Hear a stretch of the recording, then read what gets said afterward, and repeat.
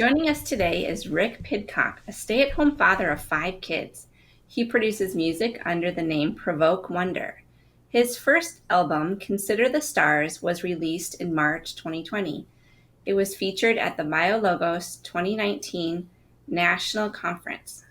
His first children's book, What If, which he is creating with his wife, will be released in 2020. Rick writes on his personal blog, writes for Baptist News Global, and has written and spoken at BioLogos. He is in his final year of pursuing his Master's of Arts in Worship from Northern Seminary. Welcome, Rick. Thanks for having me.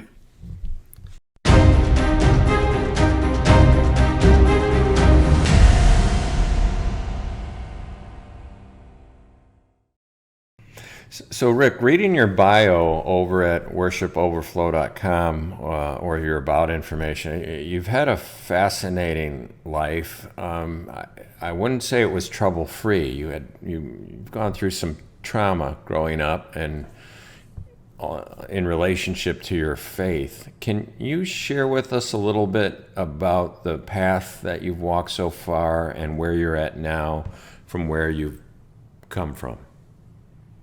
Yeah, definitely. So I grew up in a very fundamentalist, conservative, independent Baptist environment.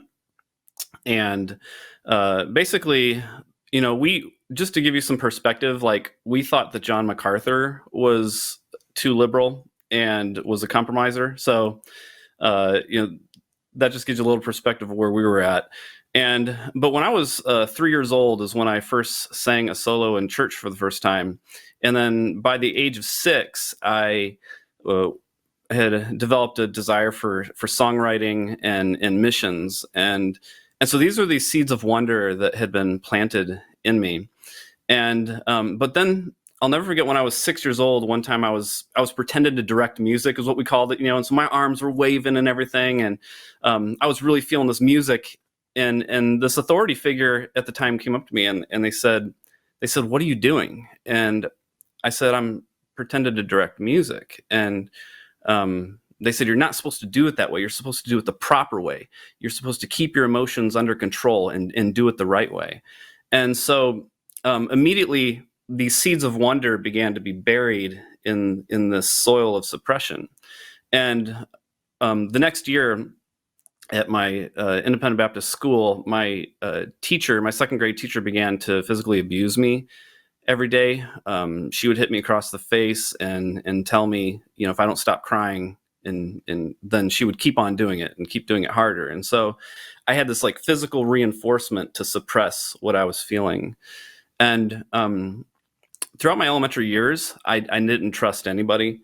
And then when I was in 6th grade, I was told that all my teachers believed in this theology of eternal security, that once you're saved, you're always saved. Once you become a Christian, you can never lose your salvation. And I was told that they were wrong and that you actually can lose your salvation. And while that eventually would come to terrify me, initially it planted within me the freedom to question the script. And so that would eventually come to serve me well. So, in the 90s, you got purity culture, you got left behind culture, you've got all these things swirling around. And I was constantly terrified of the rapture. It's so many rapture scares. And when I was 16, I was told that if you go over the speed limit, you can lose your salvation. So here I am, a 16-year-old inexperienced driver, and I was constantly staring down at the speedometer, hoping I don't go 36 and a 35 and lose my salvation. And then one day I ran through a stoplight, and it came to a screeching halt. Didn't get hit, thankfully, but out loud I just said, I just didn't want to lose my salvation. And I knew in that moment that no matter how convinced I was from the Bible that at the time that you could lose your salvation, I knew certainly God doesn't want 16-year-olds so terrified that they're running through stoplights. So my theology began to evolve as a survival mechanism. And so then I ended up going to Bob Jones University in Greenville, South Carolina, which is a very fundamentalist, young earth creationist school. Got a 4-year Bachelor of Arts degree in Bible. And while I was there, my grandfather, who was not a Christian, he got cancer. And so I wrote him this letter, really detailed letter about hell and all that he was going to be experiencing there, and just wanted to try to scare him to, become a Christian and go to heaven. And then I never sent the letter, and then he died, and I just knew he was burning in hell, and it was all my fault. And so I wrote this song from his perspective, singing to me, because of you, I'm all alone. Because of you, hell is my home. You were afraid, you were ashamed. Now I'm in hell because of you. And some of my friends heard it, and they were just mortified. And so they introduced me at that point to this theology that God chooses who goes to heaven. And it's not based on your will or your effort. And so there's nothing you could have done to save your grandfather or to convince him. And so again, my theology began to evolve as a survival mechanism. And so for the next 13 years, I was in this very conservative, evangelical, Calvinist, young earth creationist type world that's pretty popular today. And I got married. My wife and I moved out to Denver, Colorado, to help start a church. And that was a great season of reaching out and getting to know people. And then our pastor ended up getting divorced. Things started to fall apart there at the church, and we had to leave. And we stayed out there for a year, and then we just felt like it was God. God was just calling it a chapter in our lives. So we moved back home to Greenville, South Carolina, and here I was helping to lead worship at a mega church here in town, and they invited an organization called 10,000 Fathers Worship School in to take some of the people in the worship department on a journey, and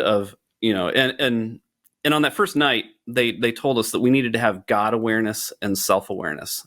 And I remember thinking, okay, well, my God awareness is totally fine. I don't have any questions. I've got that down.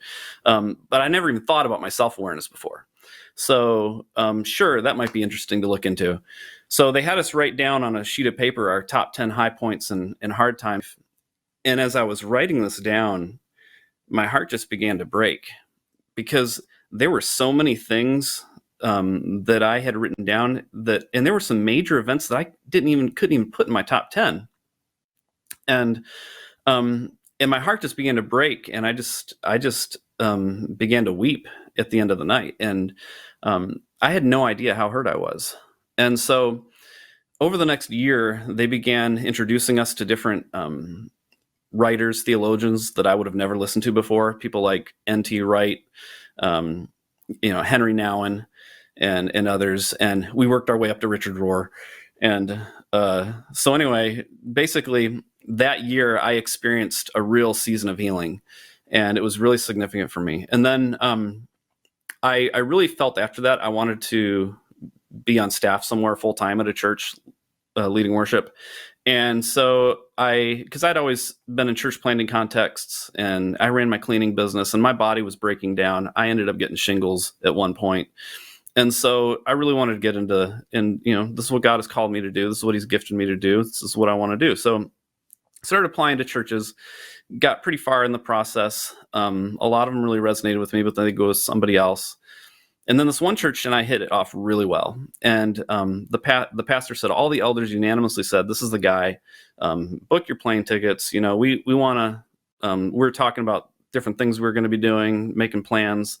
And all of a sudden, like a week later, he calls me and he sent me a message and he said, I feel really awful about this, but we originally promised our church we'd find somebody who had been in the lead full-time position at another church somewhere for the last 5 years. And because you've just been in church planting contexts, we feel like we need to change our mind. And I was in this abandoned, empty grocery store cleaning these disgusting black toilets at the time. This job was going to drastically change our lives financially and with what I wanted to do. And it was like something in me just died. I've had this dream for my whole life to be a worship pastor. And over the next month, that dream began to die. And the thing is, during my healing, my time of healing, when I began to have self-awareness, I began to realize what my wonders were. I began to realize my wounds of suppressing what I was feeling. And I began to recognize that. And from that, and listening to others like Henry Nouwen, I began to notice these questions about my God awareness that were coming up, but I had to suppress them to be able to get a church job and have all the right answers for that, I thought. So when I died to that dream of having a church job, that's when I was free to ask the questions that I had been suppressing. And from there, that's when my theology began to really shift. With that kind of background, you grew up in a very entrenched background. I mean, those are certain people. They're certain about everything. You mentioned Bob Jones, and I remember the story when the senior actually went to England and he met C.S. Lewis, and he came back, and the journalist asked him what he thought of C.S. Lewis, and he said, "Well, he smokes and he drinks, but I guess he's a Christian." So, yeah. Growing up independent fundamental Baptists, they're very strict, certain people, and then going to Bob Jones, and you said Young Earth Creation and the Calvinism that you grew up under. It must have been even difficult for you to. You were kind of in a Plato's cave that was fortified by fear. And you said there were a couple of moments in your life early on that kind of gave you permission to read off the script.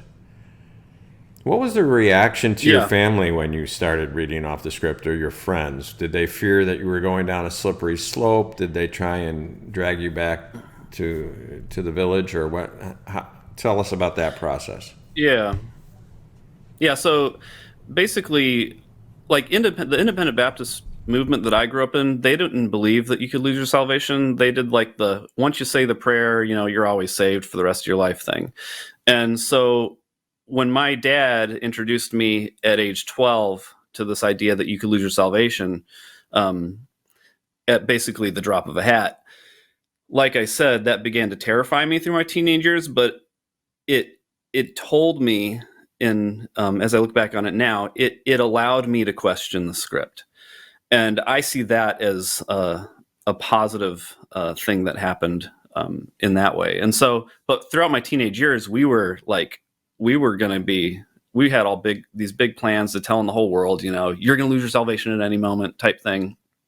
And we always felt like outsiders at the independent Baptist church we were at because of that, because we weren't on the same page as them. And so that's when, when I in my 20s, when I became a Calvinist and I was in that gospel coalition type world, I fit in perfectly. Like, I was right on the same page. I spoke the language. I knew all the formulas, all that stuff. And, but I had a lot of suppressed, fear and wounds that I had been dealing with. And, but when I began to be free to ask my questions after that season of healing, that really began to bother people because initially we left I stopped leading worship, and because I couldn't, it was like 40% of the songs I felt like I couldn't sing, and so I wasn't going to be on stage singing songs that I couldn't sing. And then that was difficult, but we still stayed there for a year, and then we went into an Anglican environment from there, and that was radically different. And people thought that was pretty surprising. When I started posting on Facebook some of my changing theology, people were pretty shocked, and it was turning into like 150 comment debates, about stuff. And now I think they mostly, for the most part, I think they tend to ignore me when I post some things.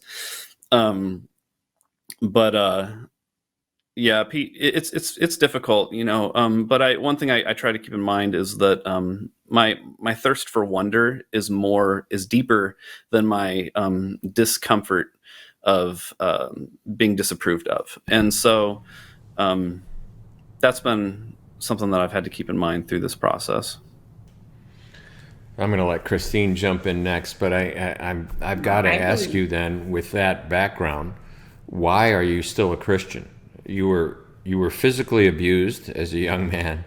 You were marinated in fear and guilt for all those years. And a lot of times what we see is when a person gets the freedom to question the script, bitterness takes them completely off, and they throw everything out. I'm thinking of like Paul Lenz, who is Paul Logia, grew up in that Mennonite background. He had a very similar background to what you did, and now he's a YouTube atheist. What prevented you from that complete deconstruction? Yeah, so it's tough because like the healing that I experienced was real, but it was a healing through people like Henry Nouwen and Richard Rohr, who are speaking a very different language than my Calvinistic Gospel Coalition, John Piper, John MacArthur type people. So I was a little bewildered because I could not deny the fact that I was healing spiritually, but all of my formulas for growth and healing didn't allow for healing by way of a Henry Nouwen approach to life and contemplation and all that. And so I think in kind of getting into the album side of things, of what led to the album, I kind of had to keep going into this album because of where I was finding myself. Because like once you start to begin to lose your theology, like it's kind of like a snowball. First I lost just speaking of the more sciencey type stuff, like I lost the 6-day creation. Well, then I lose a literal Adam and Eve. Then I lose a global flood. Then I lose a Tower of Babel. And then I start, realizing like the Exodus didn't happen to quite the extent that we thought it had, or the conquests narratives didn't quite happen quite to the degree that we thought they had. And there's problems in there too. And so it's like at some point it's like, okay, this, I'm losing so much here. Like, is there anything going on here at all? And I was introduced to the Bible Project during that time, and John Walton, and they began to show me literarily how the Bible was structured together, how these ancient authors believed very different things about the cosmos, and how they had different ways of communicating their theology. And as a poet, that really fascinated me. And so I really, really dove into John Walton, the Bible Project. Even Pete Enns at the time was really helpful for me, and I still listen to them too. But they really helped me with the Bible side of things. But then it was like, okay, well, I'm fascinated with the Bible from a literary perspective, but like, does this have any real connection with reality? Like, if the Bible is supposed to be pointing to me to ultimate reality, why does it feel so disconnected from reality? And so I went to YouTube and I found these videos by Rob Bell called Everything is Spiritual.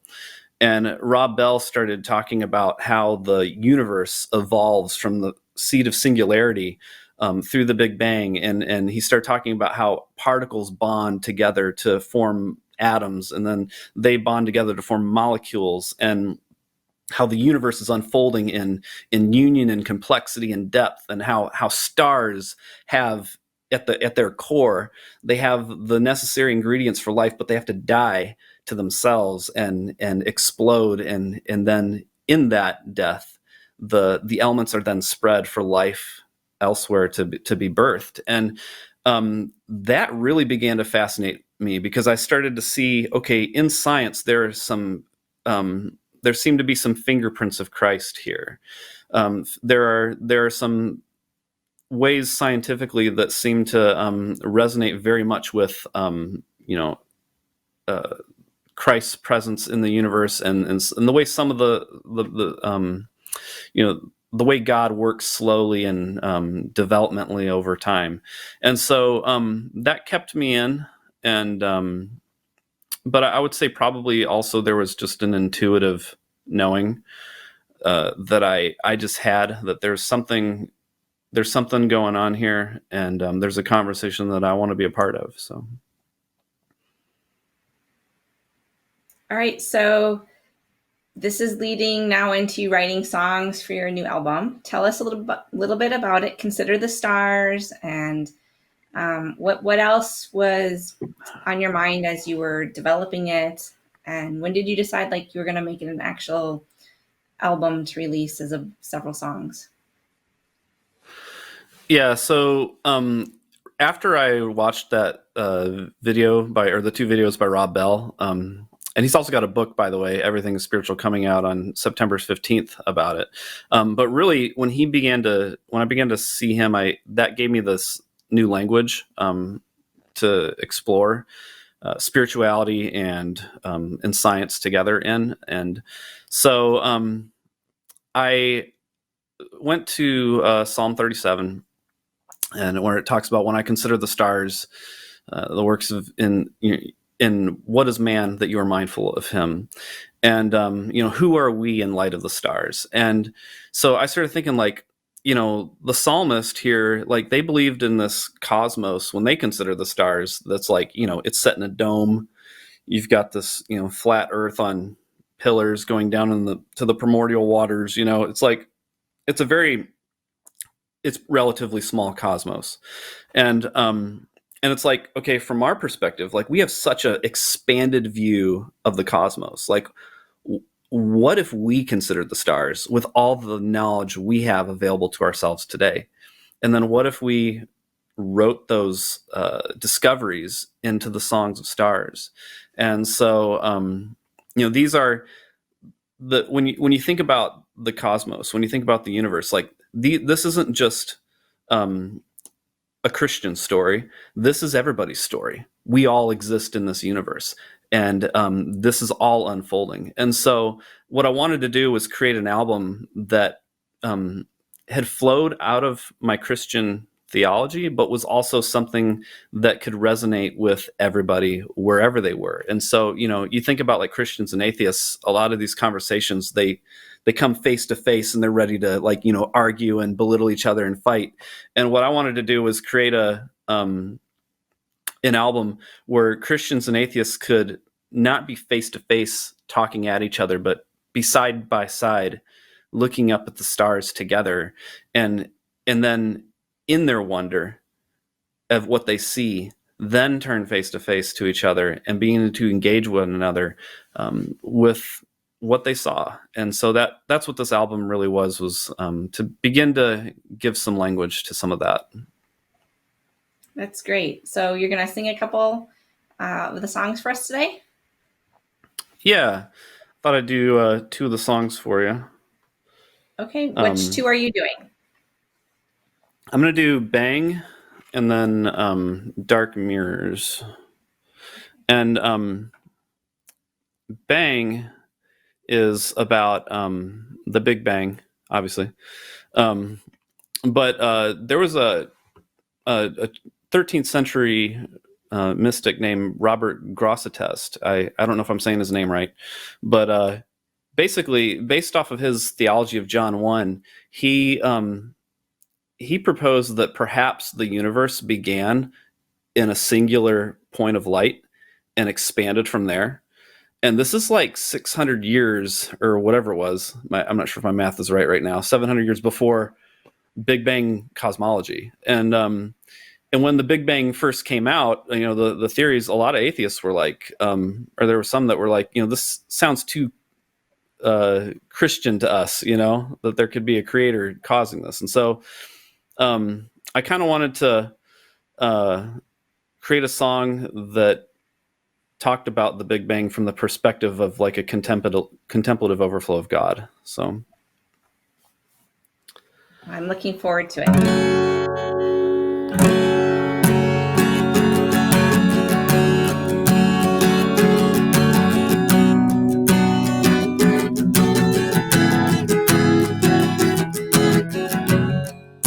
Eternity behind, murky dark, eyelids closed, contemplation was a timeless way for the spark, but it comes without any hesitation. Bang, the eyes open, bang, comes the dawn, bang, quantum moment, bang,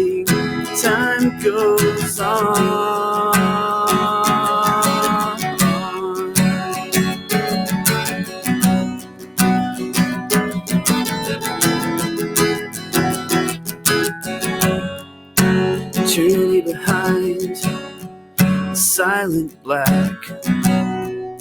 No ear to hear, and no voice to speak yet. Then a word drives nothing back.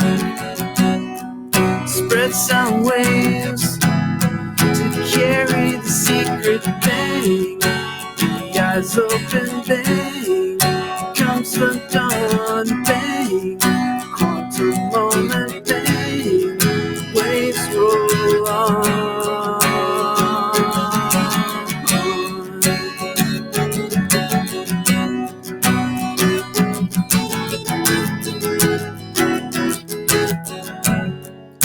Eternity ahead, spinning light. A billion stars speed away. All the wall is not yet right. Morning is good on the first day. Let there be sound, let there be light, let there be bang, bang. The eyes open, bang. Comes the dawn, bang. Quantum moment, bang. Time goes on, bang. The eyes open, bang. Comes the dawn, bang.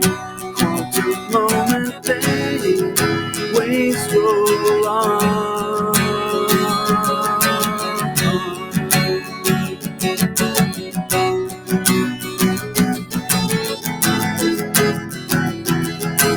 Let there be sound, let there be light, let there be bang.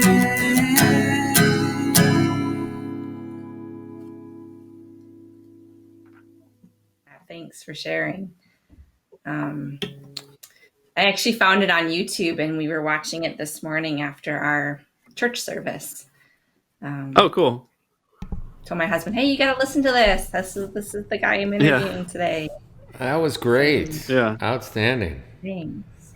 Yeah, thanks. I'll do another one. This one is called Dark Mirrors. And basically I was taking the concept of dark matter and how dark matter holds us together, but also dark energy moves us forward, and using it as kind of a parallel to Paul, where he talks about how we see through dark mirrors. And, you know, as your theology begins to shift, as you start to question your young earth creationism and different ways of viewing the Bible, you can begin to realize, okay, we don't see everything so clearly here. You know, a mirror isn't meant to show us everything clearly. There's in a mirror, there is both clarity and darkness. And so what I wanted to do is just create a space for us to use that as an opportunity to be drawn together, but also moved forward in love.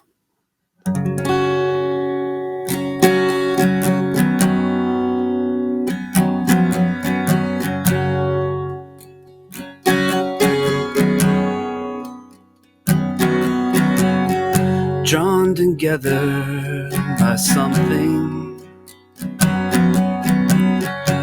force beyond gravity. It is much more than nothing, a deeper reality. And we believe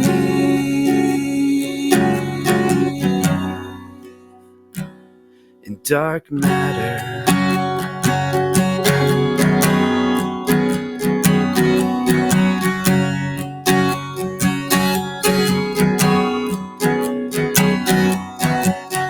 Moving forward together, darkness between the stars, space expanding forever, leading to where we are. And we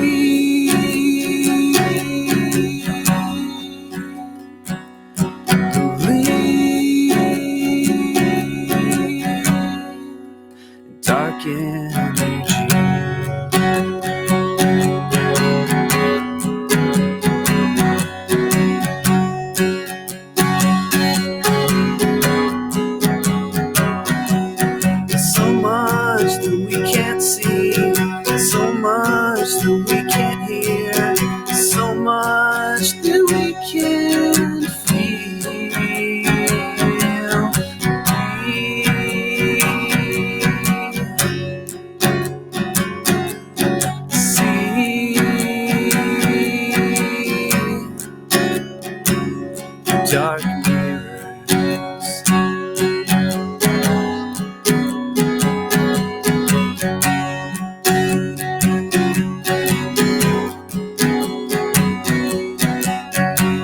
Drawn together by beauty, an unseen mystery. We are much more than nothing, a deeper reality, moving forward together. Though at times we feel far, love expanding forever, leading to where we are, and we believe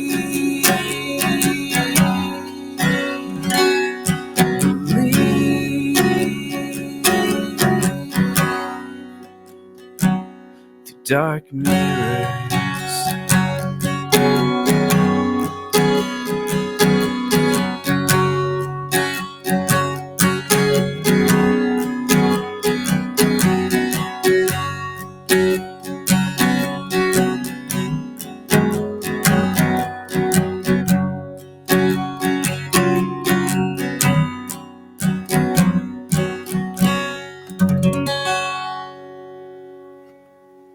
It's beautiful. Thank you.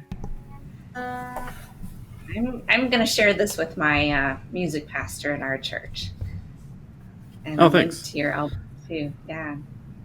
It'd be really Yeah, I fun to feel like see. it's really timely. Like that whole like, though at times we feel far. It's like I feel like that's just so timely with where we find ourselves right now. You know, cut off so much from one another. So, in more ways than one. Our computer screens can almost be our dark mirrors into the lives of our friends right now when we can't get together physically like we used Yeah, to. definitely. Well, Rick, after all you've been through, you're a young man, but you've traveled a long way on your journey of faith. And if we look at point A to point B, you're pretty far away from your starting point, and yet you seem at this point where you are right now to be pretty enthralled with God's creation, or how your faith relates to science. And the album kind of relates that. How did that become the central point for you after all the different experiences in theology that you went through? Yeah, so like I wouldn't be kidding myself if I didn't admit that when I started getting into like the Rob Bell everything is spiritual stuff, like I was like, okay, is this like just something that's in like the Richard Rohr stuff? Like, is this something that's just totally, 21st century new, never appeared anywhere in Christian history. Suddenly now we've got it, like what's going on here? And I started to realize that actually this goes back pretty far. There's especially with the Franciscan tradition in particular, St. Francis talked about the Canticle of Creatures is a song and poem that he wrote, and he would talk about brother sun and sister moon and stars and brother wind, sister water, brother fire, mother earth. And he was really he was spiritually observing the relationality of all things. We aren't in a fixed static universe of separate beings like people had often thought. These mystics, these Christian mystics, understood that. They understood spiritually that there is a relationality going on here. And so now that we have modern science, all of a sudden we're starting to see this stuff at a scientific level, and I'm not a scientist, so if I get some stuff wrong here, then I apologize. But this is my understanding of things is, quantum physics talks about how we are all energy in relationship.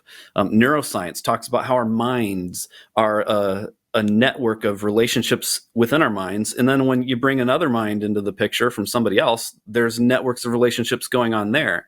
And so really, and Richard Rohr, in his book, The Divine Dance, he talks a lot about how this is very resonant with the Trinitarian theology of God being energy in relationship at a very Trinitarian core.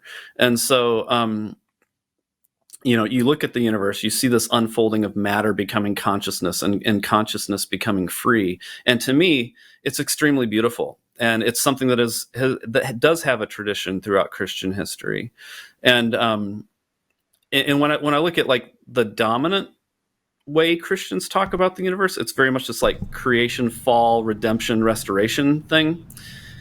And it's like this, it's like what we're doing is we're saying that creation was created perfectly, and then like it fell from that, and now everything's broken and run down, and it's all, that's where we are, is in this negative space. And I feel like when we take that approach to it, we're going to have a posture of disappointment. But when you see creation as this unfolding, you're going to see it as something that's very beautiful. And just one quick example, you look at like fossils on a mountain. The evolutionary creationists is going to look at a fossil on a mountain, and again, my understanding of it is they're going to see, like, here was this fish who lived a life, and Christ was present with this fish, and Christ was there as this fish died, and Christ was present as this ground over millions of years began to come up, out of the water and rise, and while all of the creatures on the earth, if there were even creatures around, weren't experiencing this, Christ was present in this. And then here is this fossil, and a human comes along and finds it, and suddenly has this moment of wonder. And and it's almost like Christ has like left him these breadcrumbs of his presence, of this is where I've been before you were ever even conscious. And then you take the young earth creationist approach, and they see the fossil and they say, see, this is proof of a global flood where God angrily drowned everybody, and one day God's going to angrily burn everybody. And it's like it becomes this moment of like fear and terror. And I realize that there's a lot of complex theology things going on there, but that's just one example where I think studying creation from an evolutionary perspective as flowing from Christ, it really gives you a perspective of the presence of Christ, and really can connect you to your source. That's a really interesting way to look at it. What has been your response? The response from people to your music? Are you seeing people come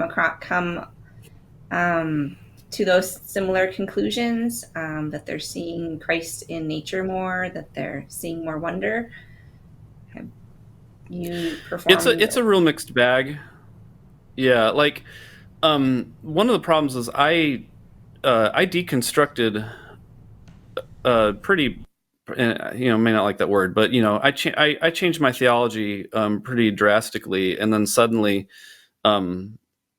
I have very few people that I know that agree with me. And so usually when you want to come up with an album, you want to like get all your friends and family on board, and promoting the thing. And I kind of whittled it down to like, I'm going to create an album that like nobody resonates with, and then release it during a pandemic when we can't even get together to do stuff anyway. So for a big part, it's just been awkward silence, quite honestly. From the scientific community, I think there's been a blend of like a skepticism and an intrigue, because obviously I'm not a scientist. I don't claim to be an authority there. So I'm going to like probably overstep my bounds sometimes and come to, jump to some conclusions. But then there's been an intrigue. And then when they actually read the lyrics and look at it, there's been a real interest. I mean, it ended up at BioLogos and different things like that. So yeah, it's been, there's been some people that have really fallen in love with it, but it's just been a bit across the board, so. Do you feel alone? I mean, you mentioned that you don't have like support of your family and friends. I know that could be difficult for people who go through what you've been through. Do you have anything you can offer to encourage those who might be a mile back on the journey of faith that you've traveled? Yeah. Yeah. So about a year ago or so, I was really struggling, with what I was going to do. The cleaning industry. I'm out there cleaning floors and restrooms all the time. It's like it was tough on my body, and we were kind of struggling financially, and weren't really resonating with church communities and stuff. And so I had a phone call with some of our some people that had helped me during my time of healing, and they asked me what I wanted, and I said, I just want to be home. Like, I just want to be home. And I feel like I'm walking down the street, and I feel like much of my life has been walking down the street, seeing people having all these parties in their houses, and like knocking on the door and wanting to like be involved. And then they're polite to me, but they're just not interested in having me. And I was like, I want to have a party. I want to be part of a community, and I just want to be home. Is what I want to be. And I feel like this past year, it's kind of funny because quite literally, I ended up leaving the cleaning business, and went home to be a stay-at-home dad. My wife has a degree in interior design, so now she's doing that full time. And so in a literal sense, I'm home. But also, I think this moving more deeply into this Franciscan way of seeing, I feel like being out on the street, so to speak, has become my home in many ways. Like, the sun is my brother, the wind is my sister, the water is my sibling. So you can have a presence wherever you are, to where, quite honestly, the entire universe is your home. I think that the Eucharist, for example, in Christian theology, people argue about, well, is Christ literally present in the bread and wine, or is he figuratively present? I think the point is that this is a taste of the presence of Christ that is present everywhere. It's not that Christ becomes like he loses some omnipotence whenever that's not going on. It's giving us a taste of what is true everywhere. And so that's kind of where I've taken this, is just like these tastes of the presence of Christ in a particular song, or a particular experience with the wind or the trees. This is something that is true everywhere. And so I am at home with my source. I am at home with Christ wherever I find myself. And that's where I am with it today. So you grew up in the young earth creation environment with your school and your home church. What is your experience when people are taught part of defending Christianity is arguing against evolution and an old earth and what we see in nature? I think people really miss out on a lot of possibilities. Colossians 1 talks about Christ, everything coming from Christ and going to Christ. Acts 17, when Paul's talking to the Athenians, he talks about all of creation coming from God, and being resurrected, being assured of resurrection. And so for me, that gives me permission in my mind to see the entire 14 billion year story of the universe as in Christ. And I think one of my frustrations, quite honestly, with a lot of evolutionary creationists or theistic evolutionists is I feel like a lot of them see evolution as our background story that gets us to Genesis 1, and it's somehow like totally disconnected. And to me, if Christ is over all of this, if it's all flowing from Christ, then it's all been his story. And to just tack that on to the beginning and think that it doesn't change anything, doesn't have any influence, like that's like 99.999% of the story here of what Christ has done. Like, I haven't done the math, but I'm guessing 14 billion years is, a bit longer than 6,000.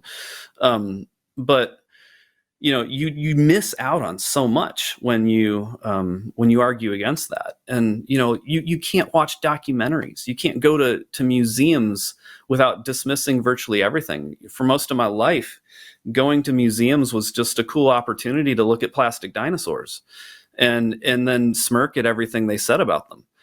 But whereas now, like, I can sit down with my kids and turn on Disney Plus or Netflix, and we can watch a documentary, and just like, I can sit there with them and see it through their eyes and with their eyes, and learn to not like panic over things and just drink it in. And I just feel so sorry for people who miss out on that, because I spent way too much of my life missing out on all of that. So yeah, I think that's a big part of it. Well, you just brought up something that two groups kind of agree about, and that is kind of hostile atheists and young earth creationists. And when it comes to millions and billions of years, they look at that and they say, if that's true, the young earth creationists, then it lessens the importance of man. And the hostile atheist looks at the millions and billions of years and millions of other organisms and the fact that man has been around a short time, and says, man can't be that special. It can't be what you guys are making it out to be, that you're God's special, imagers. So in an odd way, they're two sides of the same coin there. What do you say to both groups when you have the hostile atheists say, your story doesn't compute because 99.9999 or whatever you recently said has had nothing to do with Homo sapiens sapiens? And then you have the Ken Ham side that says, see, if you accept millions and billions of years, then those guys are right. Yeah, that's why I really resonate right now with a lady named Ilaria Delio. I get those two mixed up. Ilaria Ramelli is another great scholar. Ilaria Delio. So she's a scientist, and she's also part of the Franciscan tradition. And she's got a lot of books, Christ and Evolution, the Emergent Christ, different things like that. And she's just quite straightforward, says, we need to rethink our theology. Like, a lot of our theology was formed in a static, fixed cosmos. And we need to be willing to realize that we now live in an unfolding universe. And I think that can drastically affect a lot of different things.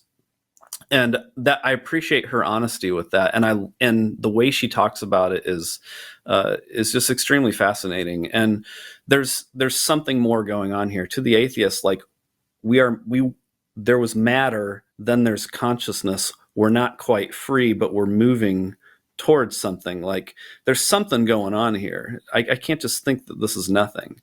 To the young earth creationist, you need to observe reality and see what's going on here. And then when you go back to the Bible, like, you'll see hints of this in there. You'll see Christ in Acts 17 doesn't dwell in these fixed temples. Like, this is an organic, living, interrelated relationship, and it's not gonna. The Bible's not gonna spell out evolution. It wasn't meant to do that. But it will spell out how God works. God's word works like a seed, being water. And it's gonna bring forth what it's calling. But a seed takes time, and you see the way the church is built. You see so many different things. It happens slowly and developmentally over time. So do you plan to capture some of this in your new book? It's a kid's book. So at what level do you capture how things are unfolding over time, or the Franciscan tradition? Tell us about your book. Yeah. So the children's book is kind of funny. So we have 5 kids, and 3 of our kids are born within like a month of each other. So one year, a few years ago, rather than having like a birthday party every 2 weeks and doing like, the same games and everything, having the same people over week after week, we decided to just do one big shebang. And so we did a pirate and pixie party, and we made our backyard look like Neverland. And we had a bunch of people over, fed them a full meal. It was a really big deal, and it was like the picture perfect party. And towards the end of the party, all of a sudden my mom just flips out, and she says, I can't believe the party hasn't been ruined. I mean, it just feels like for the last 2 hours, like at any moment, everything's gonna just it's gonna start storming, and it'll be raining, and everything's gonna be ruined. And I looked up at the sky, and there was literally not even a wisp of a cloud in the sky. It was perfectly blue. And I looked at my mom, and then it dawned on me. I said, Mom, you're wearing sunglasses. And her jaw just dropped. And for the last 2 hours, she had been in this constant state of panic, thinking that the world's about to end. The party's getting ruined. And when in reality, it was just the lenses that she was looking at her world through. And then when a few minutes later, I actually put the glasses on myself, and I looked up, and it did look pretty terrifying. It looked like, the world was about to end. And so, so it was a pretty hilarious story, but we decided to put that into a children's book. And so it's going to be about, how we see our world through different lenses, and we aren't even aware of the lenses that we're looking at our world through. Are you writing this book on your own? I think I heard your wife was working on it with you. Are you guys doing the illustrations and everything for it? Yeah, so I did the writing, and she's doing the illustrating. So, basically in the evenings, it's been, mostly her doing the drawings and stuff. And then I'm working on other writing, because it didn't take me that long to write it compared to doing all the pictures. So I'm just curious, because you have a ministry together with your wife, it sounds like.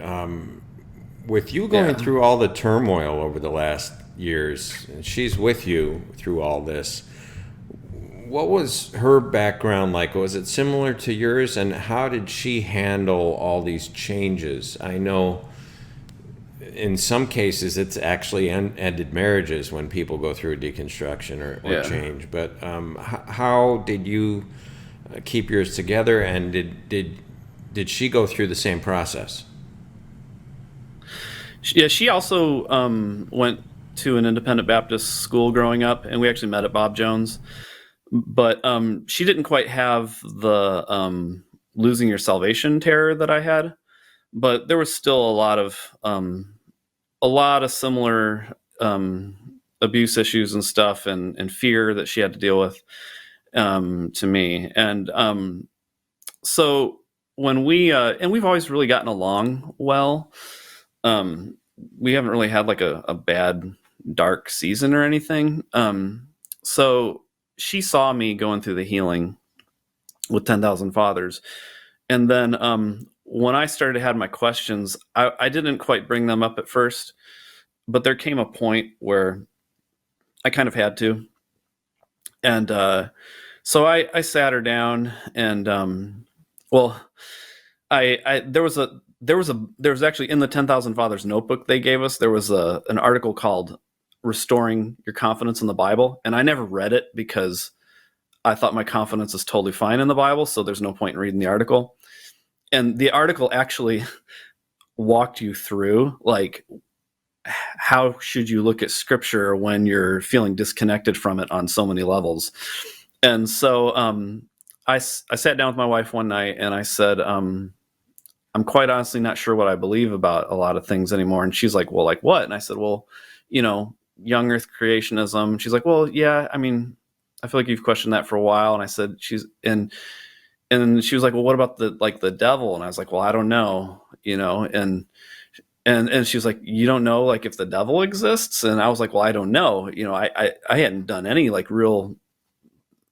I hadn't heard about the Franciscan way or anything like that. I just didn't know anything at this point. I was like, I literally don't know what I think about a lot of things. And so I read her the article, and she was like, yeah, this is resonating with me too. And so, over the next couple of years, we would read books together, listen to podcasts together.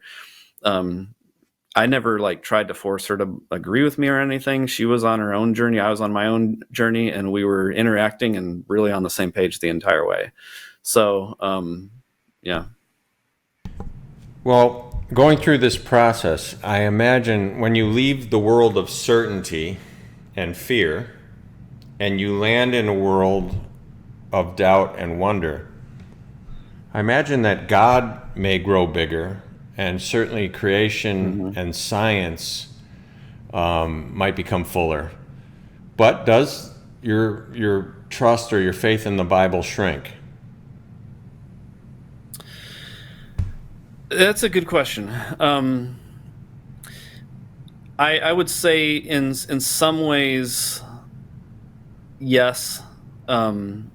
I struggle with how to handle a lot of the. I'm not really interested in defending buzzwords like inerrancy and stuff like that. But on the other hand, I can see God meeting people where they were, and I don't. If God is incarnational, if God is evolutionary, then God meets people where they are and moves them forward. And one of the things that there's a lot about the Old Testament that bothers me, but at the heart of Leviticus, the heart of the law in Leviticus 19, it says, the heart of this is to love your neighbor as yourself. And if you look at the teaching of Jesus, the heart of his teaching was love your neighbor as yourself. And so I'm seeing the even though there's some ways that manifested itself that really bother me, the center of the teaching was the same. And so I'm not interested in trying to defend things that bother me about the Bible. I'm not interested in trying to make it sound reasonable, but I am interested in loving my neighbor as myself. And the Bible, if the Bible is inspired, then I believe the Bible is God meeting people where they were and moving them toward a vision of loving your neighbor as yourself through self-sacrificial love, which is what Jesus did.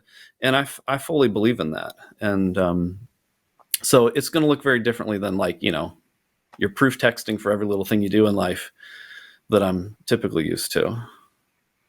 It's just a different lens to look at it through. So you recently wrote an article published in Baptist News, how John MacArthur loves the Bible but not his neighbor. It seems like it's a good segue from what you were just saying. Tell us about this article and what led you to writing it. So one thing this journey has done for me, it's helped me to see how certain theologies have shaped our affections and even our social policies. And just to be upfront, one thing that I would say my theology has gone to is a view of Christian universalism that is very consistent with an Ilaria Ramelli, a David Bentley Hart way of looking at things. And David Bentley Hart talks about how if you believe in eternal conscious torment, view of hell, or even annihilationism, at some point that becomes incompatible with loving your neighbor, because at some point you cannot love them as you love yourself whenever that moment of judgment comes. And so when I looked at MacArthur and what he's doing with this coronavirus stuff, he was using this theology of eternal conscious torment and saying, because people are going to be burning in hell forever, we have to stay open, and we have to have 7,000 people in our church services unmasked and so unsocially distanced, because we got to save these people from that, which is kind of ironic since he's a Calvinist. But I began to see how this theology that he had was shaping his inability to love his neighbor, because he was putting them in harm's way. And he was actually in that article, I have some quotes there where he's dismissing people who are concerned about their health, because you got to save them from the eternity of hell. And so I just wanted to point that out. And so that's really where the article came in. He also takes a cheap shot at Andy Stanley, I think. Yeah. Because Andy Stanley and I've made the actually opposite decision to Yep. forego any in-person services until the beginning of next year. And it seems like that side of the table gives you the binary of either you're a faithful Christian or you're a fearful Christian, and takes away the option that you just mentioned, that no, maybe we're doing it because we love our neighbor. And as a guest of ours that we had not long ago, Denise Murphy-Plichta said, as she's an epidemiologist and a theologian, when asked if when she's going back to church, she said, not till I'm vaccinated, because I would hate to be the one who infected somebody 2 pews away and they died from it. So it doesn't seem like that kind of dichotomous thinking gives any room for you to say, no, I'm not doing it out of fear. I'm doing it because I love my neighbor. Yeah, and I've heard from some actually pretty well-known pastors that have come to me privately and said, we really appreciate your article. We've read it to our staff and stuff, and so while I'm getting lambasted publicly for it, obviously, I'm being told I'm a stay-at-home dad, so who do I think I am to, correct a theologian and everything? But that's kind of just more revealing about where they're at, so. Well, Neil Postman's seminal work, Amusing Ourselves to Death, he posits in that work, the sociologist Neil Postman, he basically says that the problem with America isn't that that Bart Simpson influences us. It's that Nightline does. In other words, that Bart Simpson isn't a threat to us. It's that we take too seriously what presents itself as serious news. In a way, you see that in the Christian tribes. In other words, it's plucking the low-hanging fruit to pick on Jerry Falwell Jr. right now, and I see an eagerness for people to come out and take their shots at the clown show that's happening in Virginia. And yet there is, other than your article, a great silence when it comes to John MacArthur, who I would argue is probably a much greater threat to bringing shame on the Lord's name and on his church than somebody like Jerry Falwell Jr. What are your thoughts about that? Yeah, definitely. And that's where it's really tough, because, I feel like these things need to be drawn attention to. I brought some stuff out about Jerry Falwell Jr. before everything hit the fan. And I haven't really piled on as much since then, because it's like, oh my goodness, this is like way more than we ever expected. And I think it's tough because, you wonder, like, with social media, like how negative can you possibly be? And for me, like, it really comes down to, like, loving your neighbor as yourself. Like, I believe that at the very heart of who we are, we need to love our neighbors ourselves, and we need to do that forever. And that is who God is.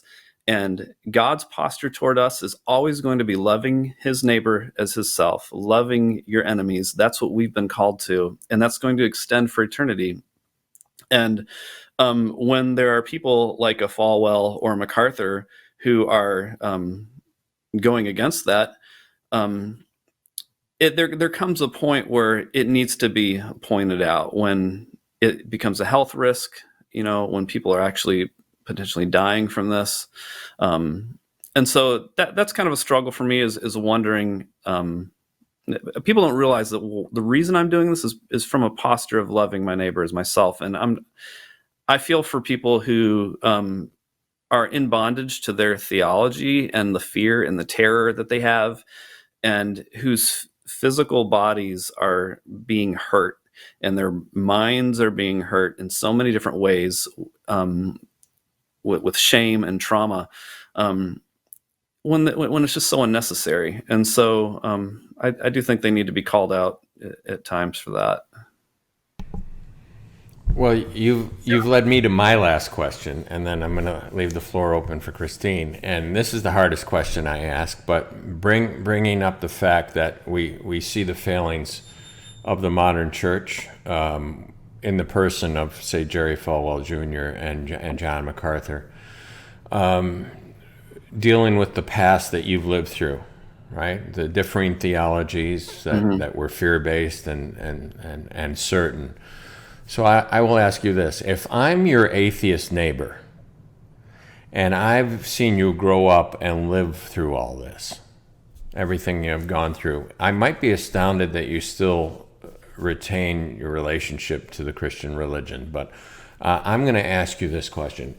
If what Christians say is true, right, that Christians have the indwelling of the Holy Spirit and the leading Holy Spirit and the mind of Christ, and you have the gift of the Bible and also of evangelists and apologists and pastor teachers, you have all these advantages over the natural man who lives blinded and in darkness, then how is it that the church was wrong for 200 years over something like heliocentricity, and how is it that they may be wrong now, fighting tooth and nail against what the rest of the world accepts is evolutionary theory and biology? And how is it that they don't seem to be any different than Hollywood when it comes to the Me Too movement, and maybe even worse because they shuffle their priests around or hide their pastors' indiscretions? How can you make a claim that you have all these advantages when it doesn't seem like the evidence is there?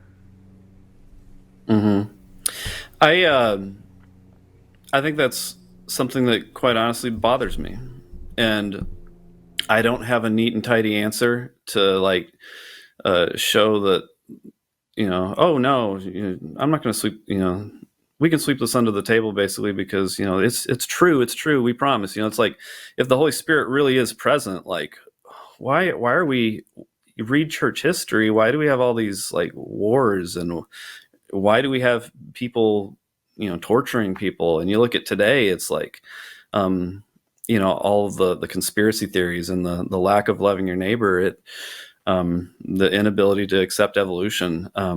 There is a lot of that really bothers me.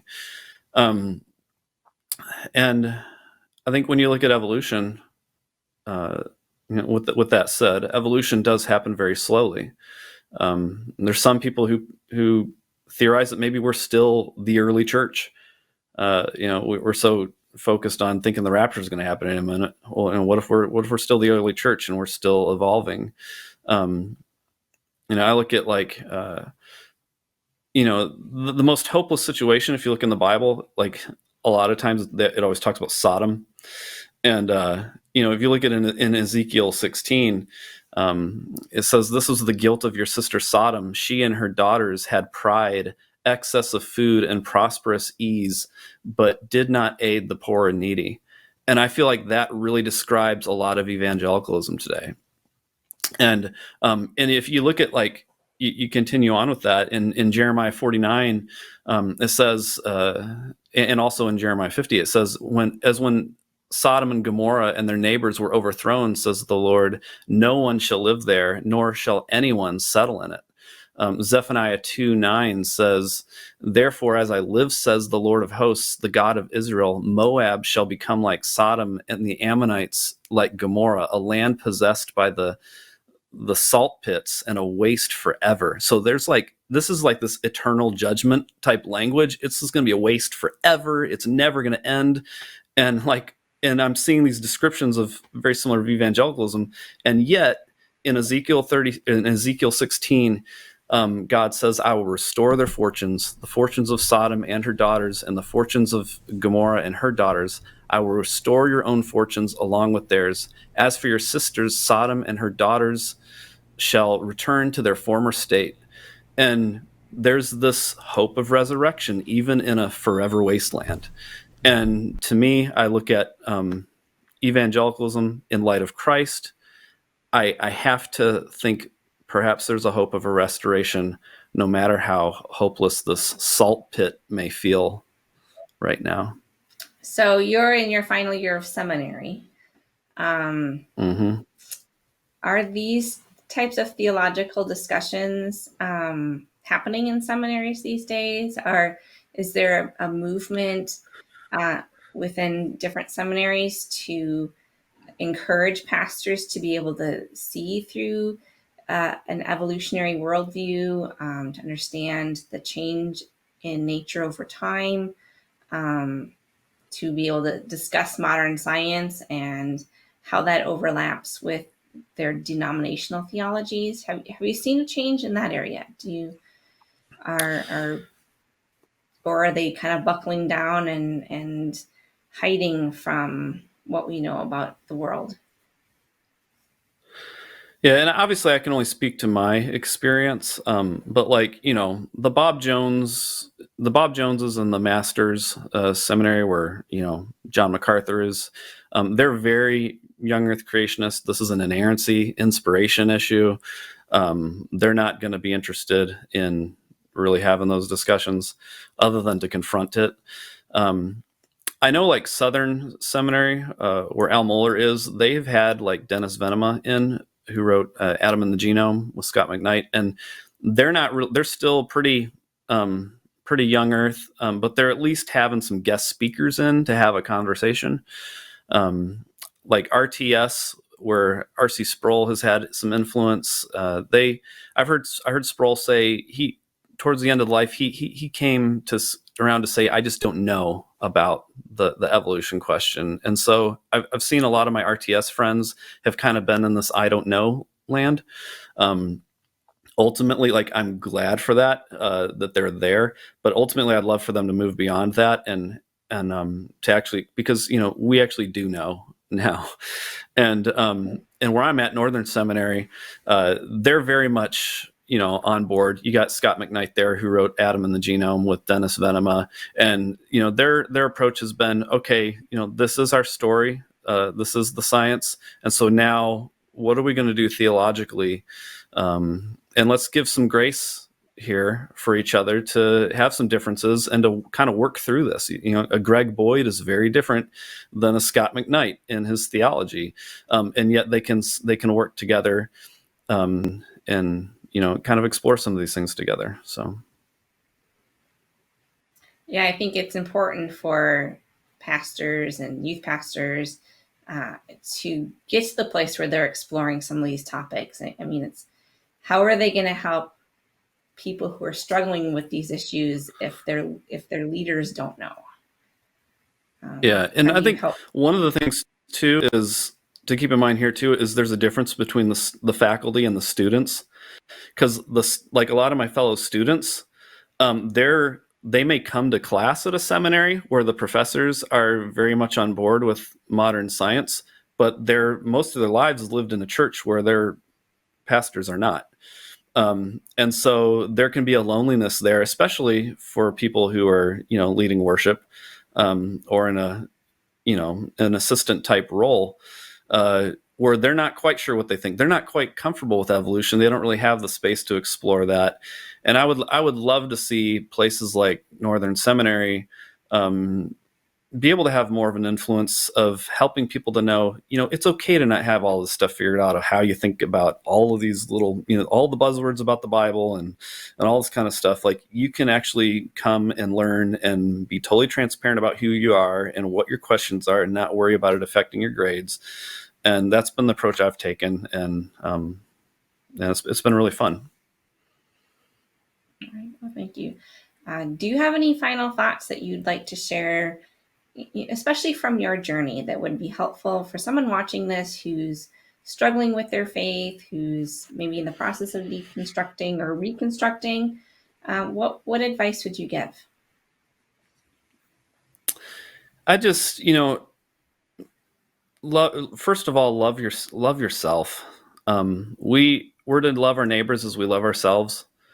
And unfortunately, we do that.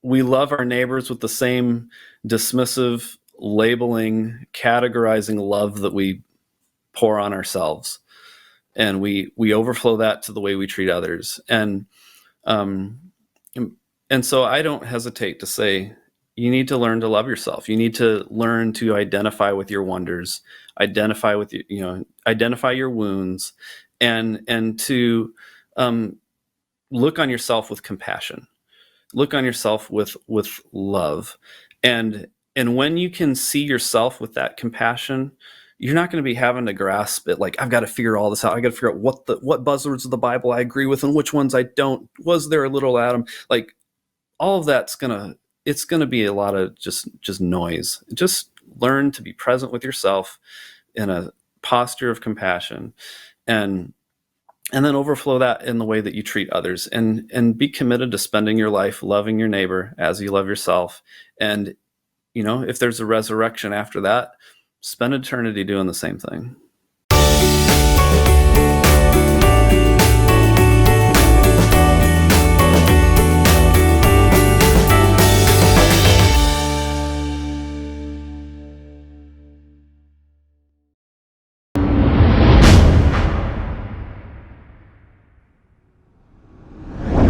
For us, in a normal year, this would be the middle of our state fair. Our family loves the fair, and we're missing fair food and activities and cheese curds and Australian battered potatoes and corn dogs. And okay, Kristine, you're getting me hungry now.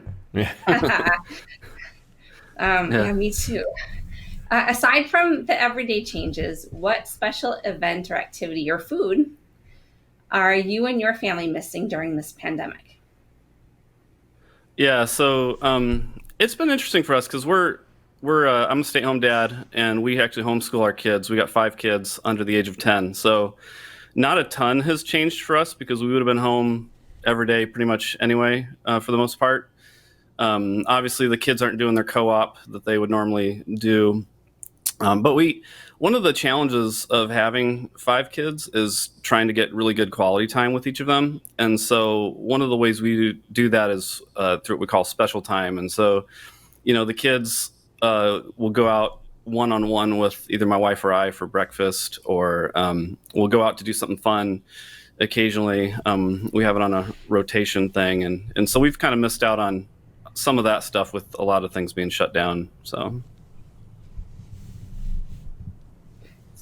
Yeah, I can imagine that. Do you feel kind of cooped up too with all 5 home all the time?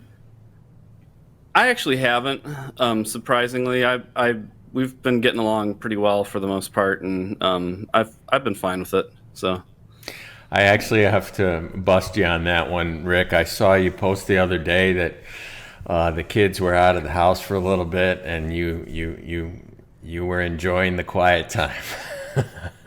Yeah, that's the thing. Like, you never notice it until they're gone. And it was like, literally, I could hear it felt like I could hear the molecules in the air moving. It was so quiet when they left the house. So yeah, I'm probably a duck in water or a fish in water. I just don't realize what I'm in the middle of when I'm in the middle of it. So.